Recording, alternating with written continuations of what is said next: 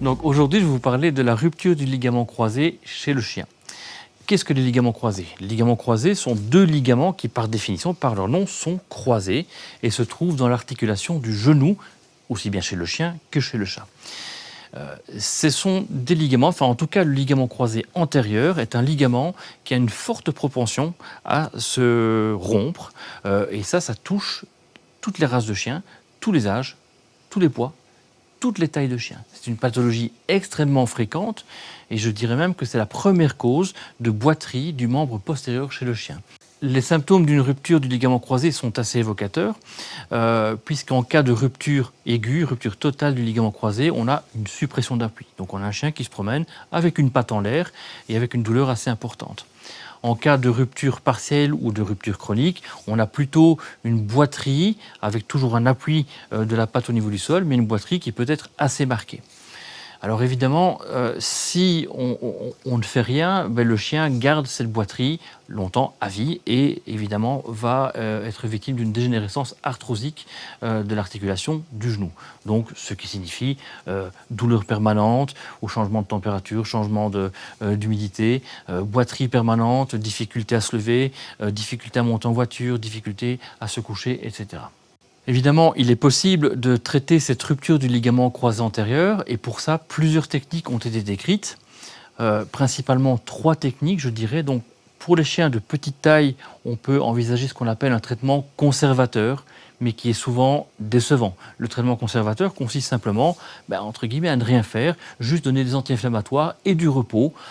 Et bon an, mal an, la nature va faire son œuvre, la fibrose va se mettre en place, l'arthrose va se mettre en place et l'articulation va plus ou moins se stabiliser. Néanmoins, le chien sera toujours inconfortable, aura toujours de la douleur. Donc c'est vraiment une solution qu'on va laisser de côté. La deuxième solution, c'est tout ce qui est l'utilisation de prothèses, qu'elles soient extra-articulaires ou intra-articulaires. Le but de ces prothèses est en fait de mimer la fonction du ligament croisé et en fait, en quelque sorte, de remplacer le ligament croisé qui est rompu par cette prothèse qui va stabiliser le genou et qui va repermettre à l'animal de marcher plus ou moins rapidement. Alors ces techniques ont des avantages, des inconvénients. L'avantage c'est que c'est assez rapide, c'est pas trop cher. Par contre, c'est pas parfait biomécaniquement. Donc ce qui veut dire que le genou, malgré tout, il a de grandes chances de subir une dégénérescence arthrosique et finalement de se retrouver avec un animal boiteux sur le long terme.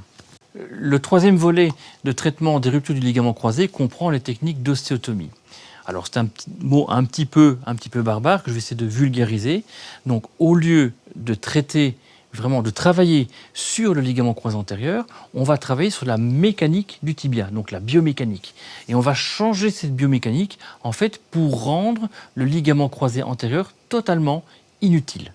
Donc il existe plusieurs types de techniques d'ostéotomie tibiale et la technique que nous avons retenue, en tout cas au sein de notre clinique, c'est ce qu'on appelle la TPLO. La TPLO est un acronyme anglais qui signifie Tibial Plate Leveling Osteotomy.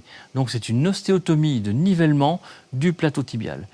Donc en clair et en beaucoup plus facile, en fait on va changer la pente tibiale qui est en général de 25-26 degrés chez le chien, on va la ramener à 4 degrés. Et lorsque la pente tibiale est à 4 degrés, en fait, le ligament croisé antérieur n'a plus aucune fonction. La TPLO présente plusieurs avantages par rapport à d'autres techniques d'ostéotomie. Notamment, c'est une technique qui est très reproductible, qui est très standardisée. Une TPLO qu'on va réaliser ici à la clinique Sirius, qu'on va réaliser au Japon, aux États-Unis, elle sera exactement la même. Les repères anatomiques sont exactement les mêmes et cette technique est très prévisible. C'est-à-dire qu'on peut la planifier sur le calque des radiographies préopératoires et visualiser le résultat post-opératoire avant même d'opérer. Le deuxième avantage de la TPLO, c'est que la reprise fonctionnelle pour le chien peut être très rapide.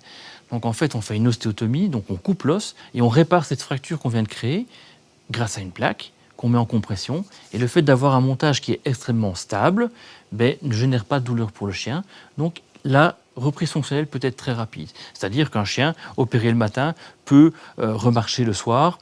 Et généralement, quand on revoit le chien au retrait des points, 15 jours après, la boiterie a presque disparu.